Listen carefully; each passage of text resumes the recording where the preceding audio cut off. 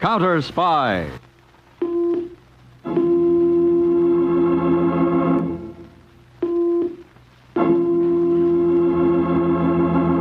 Washington calling David Harding, Counterspy.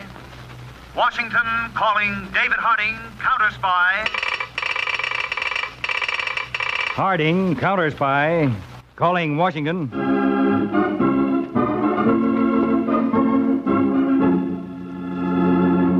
United States Counterspies, especially appointed to investigate and combat the enemies of our country, both at home and abroad.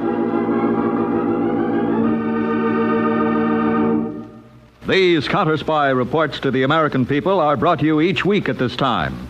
Now, the case of the stolen secret.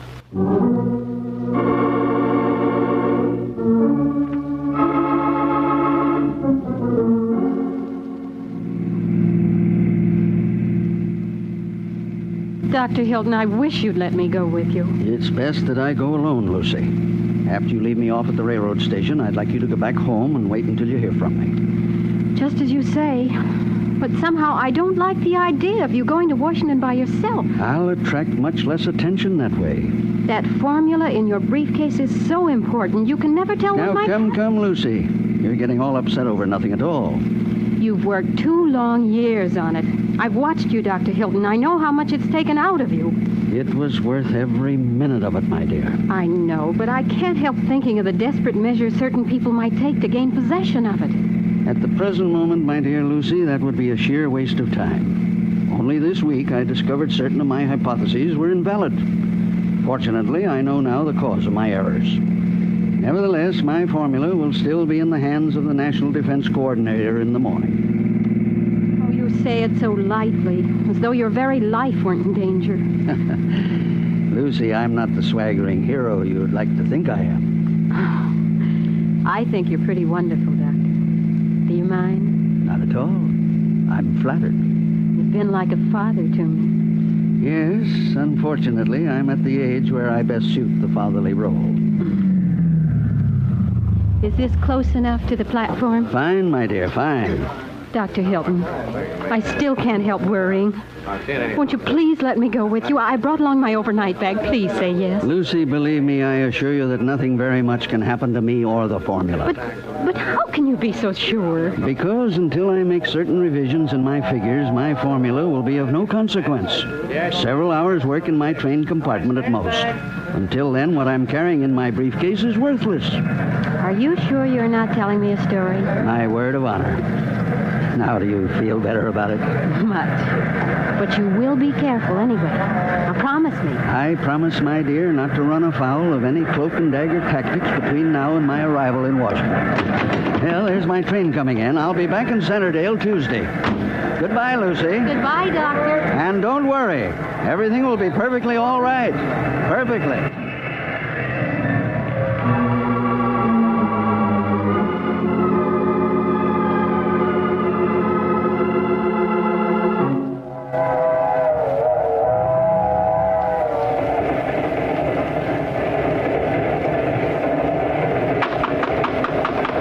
Yes, who is it? Conductor, sir. No, just a moment. One peep out of you, Hilton, and you're dead. What? Inside. What's the meaning of this? All right, sit down. You'll be good or a bullet goes through your head. What do you want? You know what I want. There won't have to be a mess if you hand it over. I don't know what you're talking about. If it's money you're after... Yeah, it's money I'm after. Not the kind you'd be carrying. Maybe this has what I want. Give me that briefcase. Thanks for telling me it's in here. Give me that. I told you to sit down. Please, you must All right, let go. Okay, you asked for it.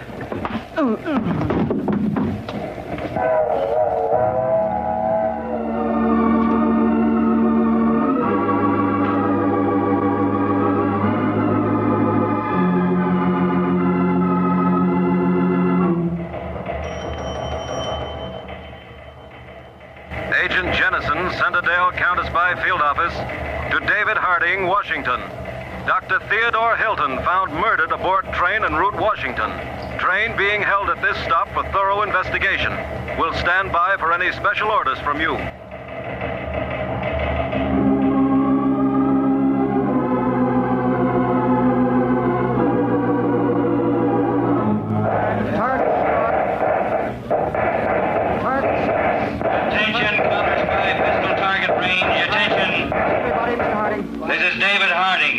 Will Agent Harry Peters report immediately to my office? This is urgent.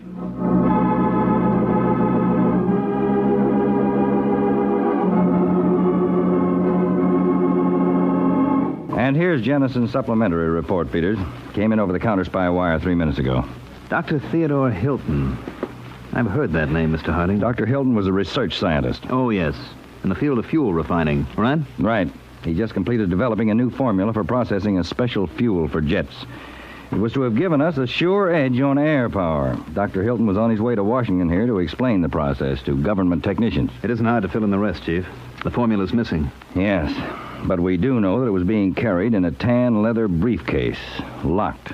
The case was missing from his train compartment. Any other leads? No.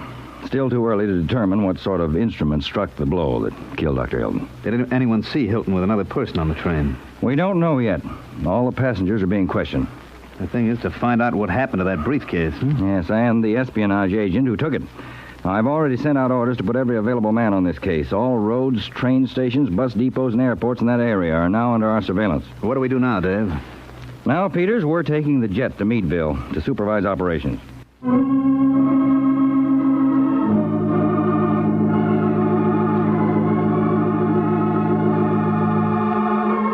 Okay, coming up, a ham on rye. 2 coffee.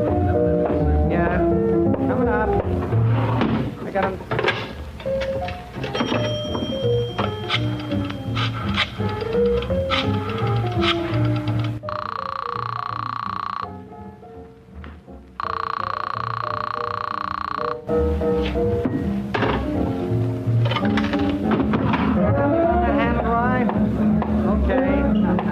Coffee coming up. Sugar's down. Pack of cigarettes. Hey? Yeah, what kind? What do I care? Any kind. Okay, here you are. I'll get you some matches. Keep. Good night. Hey, wait a minute.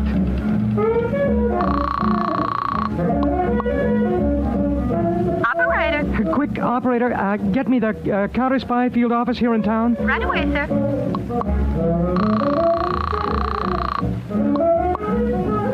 Centerdale, Counterspy Field Office, Agent Jennison. Yeah, hello. This is Cy Smith, Smitty's Diner on Elm Street. Yes?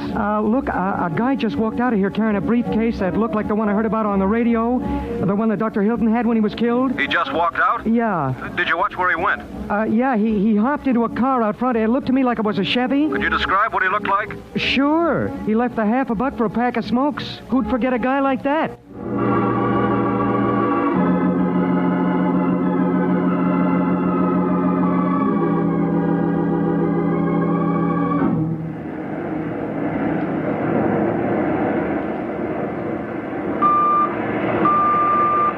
Agent Jennison, Centerdale Field Office, to David Harding in Jet S1 en route Meadville. Harding, go ahead, Jennison. Continuing report on the diner operator. He's given us a pretty clear picture of the man with the briefcase, but he was unable to make identification from our local photo files. All right, Jennison, contact our statistical department in Washington. Tell them to have everything prepared for an identification search. Then have that diner operator flown to Washington as soon as possible. You got that? Yes, Mr. Harding, I'll get right on it.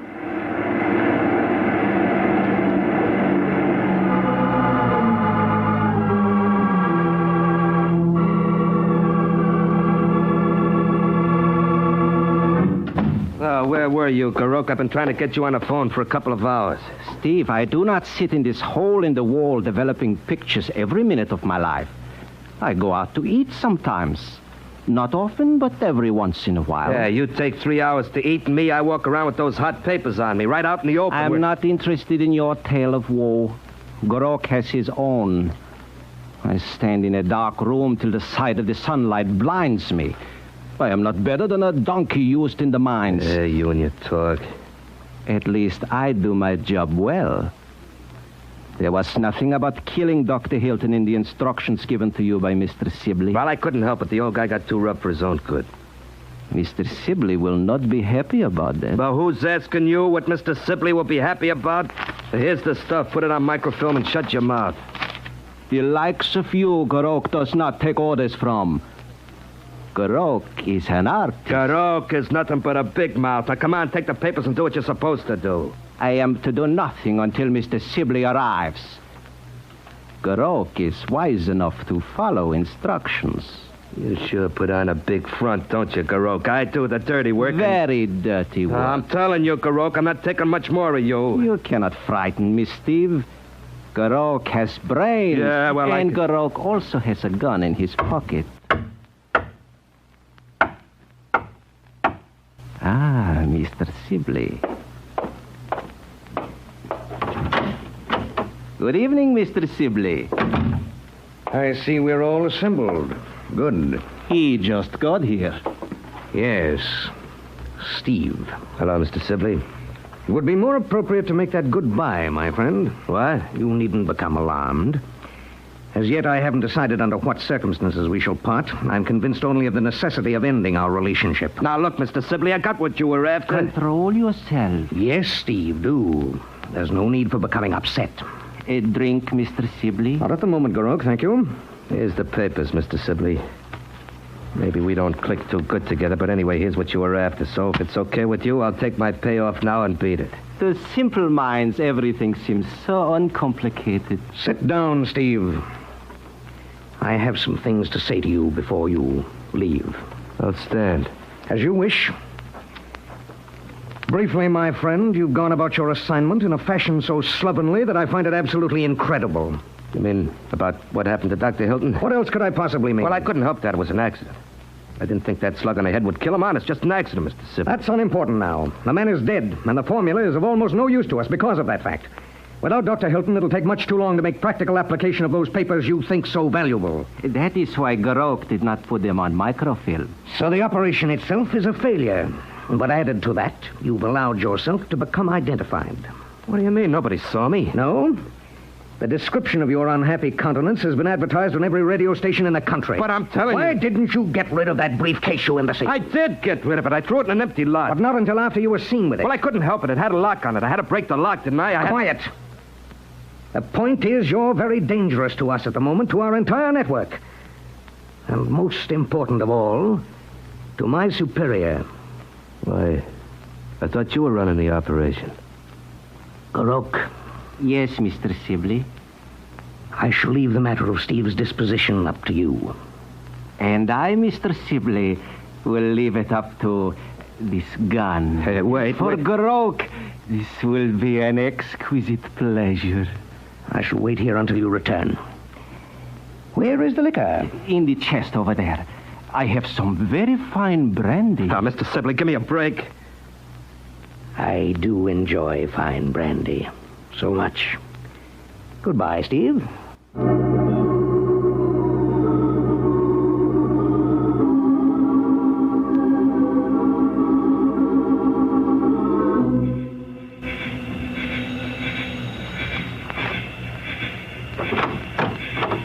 Yes? Miss Lucy Braden? Yes? I'm David Harding, Miss Braden. This is my assistant, Mr. Peters. We drove over from Meadville to speak with you. Oh, please come in, gentlemen. Thank you. This way, we can talk in the living room. All right. You've been with Dr. Hilton for a number of years, we understand. Yes, Mr. Peters, I was his ward. After I became of age, I stayed on with him, you might say, as a secretary. I see. Won't you sit down? Thank you. Now, we'll try not to take up too much of your time, Miss Braden. We realize how you must feel. Yes? Just a few questions, and then we'll leave. I'll tell you anything I can, Mr. Harding. The doctor's laboratory is on the premises here, is it? Yes, at the rear of the house. And his bedroom was right next to it. My room is upstairs. Does anyone else live in this house, Miss Braden? Well, we have a housekeeper, but she doesn't sleep in. Then there was only you and Dr. Hilton. There used to be my brother Charles. He was the newspaper correspondent who disappeared in Eastern Europe 2 years ago. Yes, Miss Braden. As we know about your brother, his case is still an open matter in our files. First Charles, and now Dr. Hilton. We may yet locate your brother, Miss Braden. Oh, I've given up hope. Dr. Hilton and I both knew why Charles disappeared. Because the country in which he was working didn't like the truth. And Charles told the truth in his dispatch. We'll be just a moment more. It's quite all right. I don't mind if I can be of any help. Well, who knew about Dr. Hilton's plan to go to Washington? I did. Besides yourself? The housekeeper, perhaps? Oh, I don't believe so, Mr. Harding. Dr. Hilton cautioned me to mention it to no one. I see. Well, that's about all, Miss Braden. If there's anything else I can do, anything. No, not at the moment. But if you do think of anything that might help us, you can reach me at the Counterspy field office in Meadville. Call me anytime, day or night. Do you think you'll be able to find the man? I don't know, Miss Braden, but we're certainly going to try very hard. Very hard.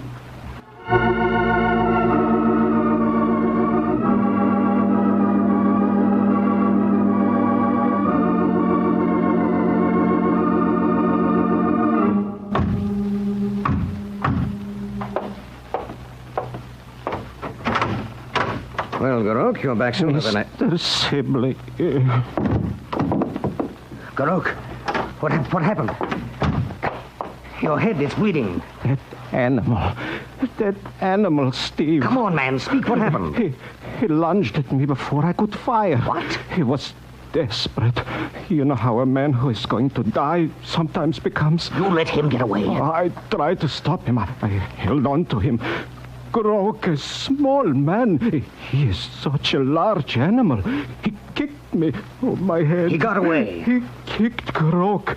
Kicked me in my head. Now the Counterspies will have him in no time. Help me, Mr. Sibley. Oh, the pain in my head. Help me. 5 minutes after they have him, he'll have told them everything. Oh, Garok, you fool.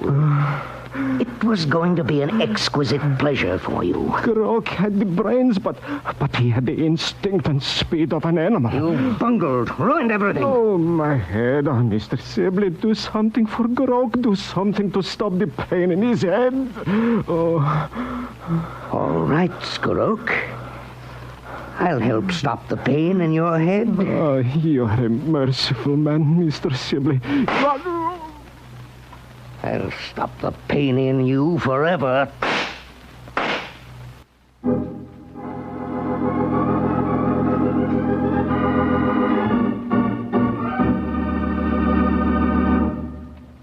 You are listening to the case of the stolen secret on Counterspy. Now, back to Counterspy.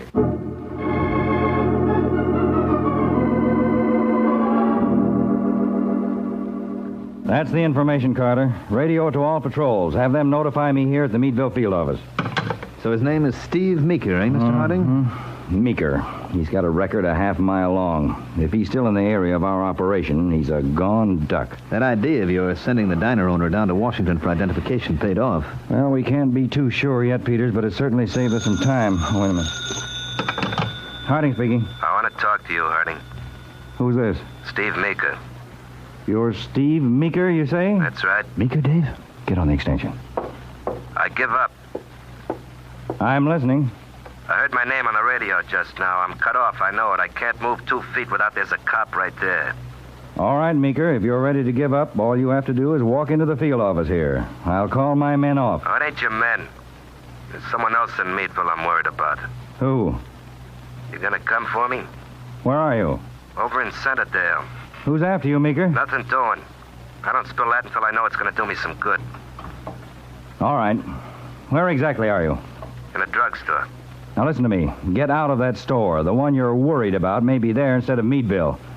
Go to the address I'm going to give you and tell whoever's there that I sent you, and I'll be along to pick you up. You'll be safe there. Okay.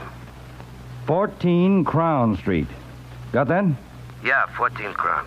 Wait there for me. I'm starting for Centerdale now.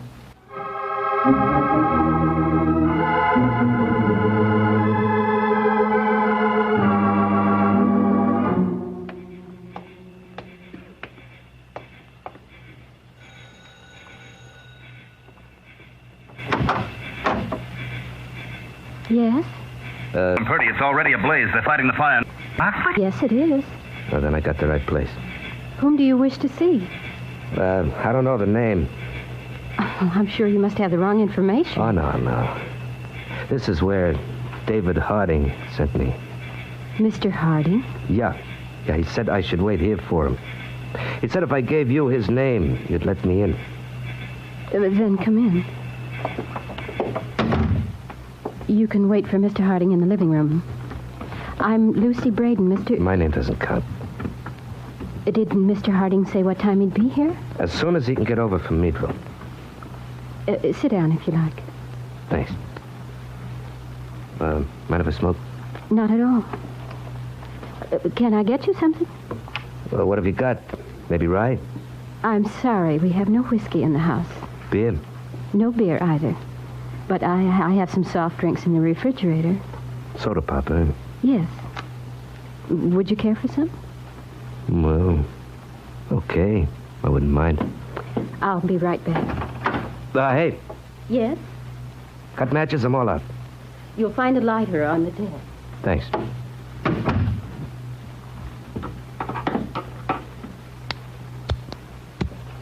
They never worked, these lighters. Never the first time.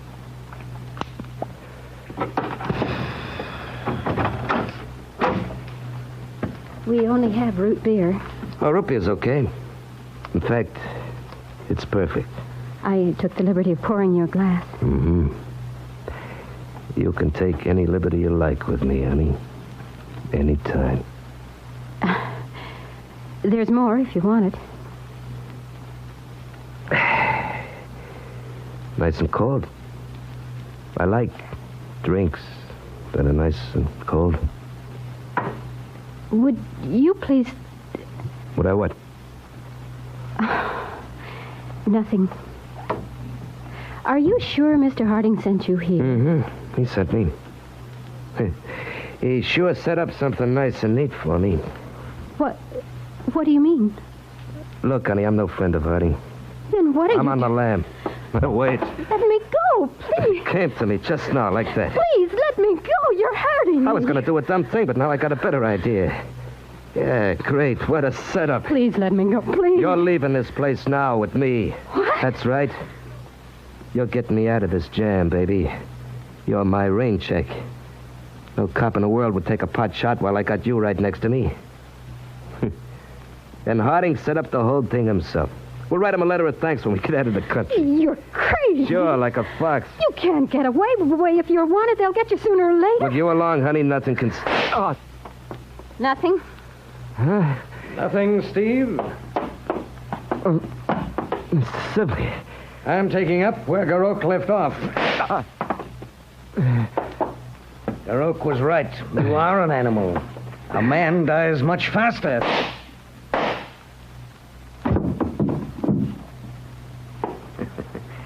And that, Lucy, makes the final bridge we've burned behind us. You waited long enough to fire, Sibley. Sorry, my dear. It all rather amused me. Don't be insolent. Forgive me. Well, we owe a great deal of our good fortune to Harding, eh, Lucy? Yes, but you'd better not be here to thank him. Listen, that must be Harding now. It's too late for me to get out. Get in the back of the house. Hide in the kitchen closet. They must have heard the shots. What are you going to tell Harding? Leave that to me. Give me your gun. Yeah. Now hurry. Do what I told you. All right.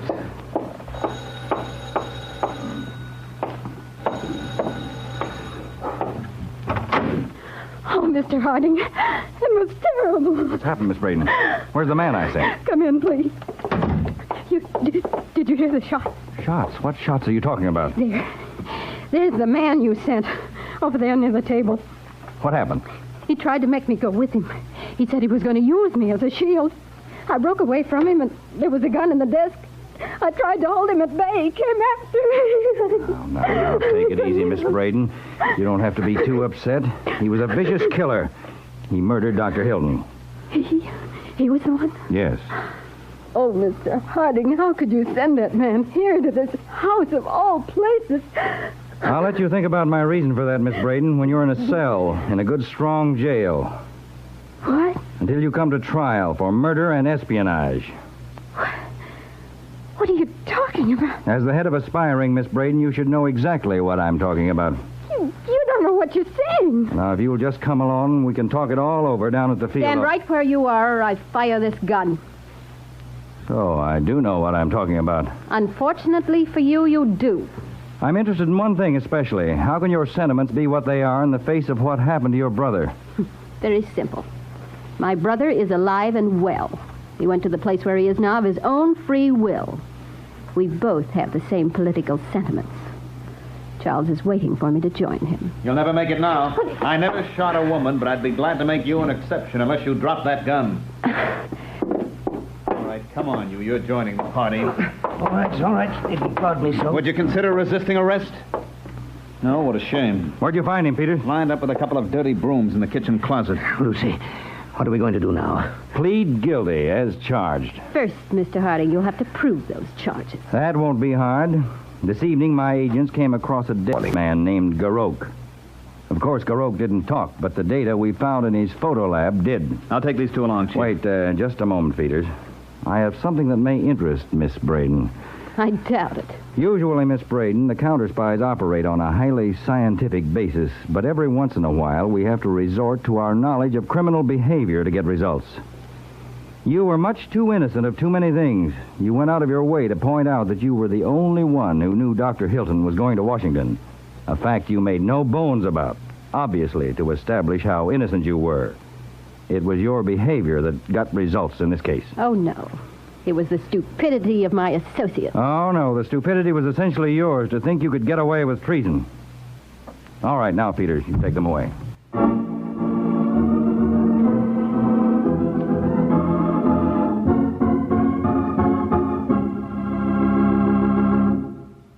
Tonight's Counterspy program originated in New York, was directed by Marks B. Loeb, and featured Don McLaughlin and Mandel Kramer. Counterspy is produced by Phillips H. Lord.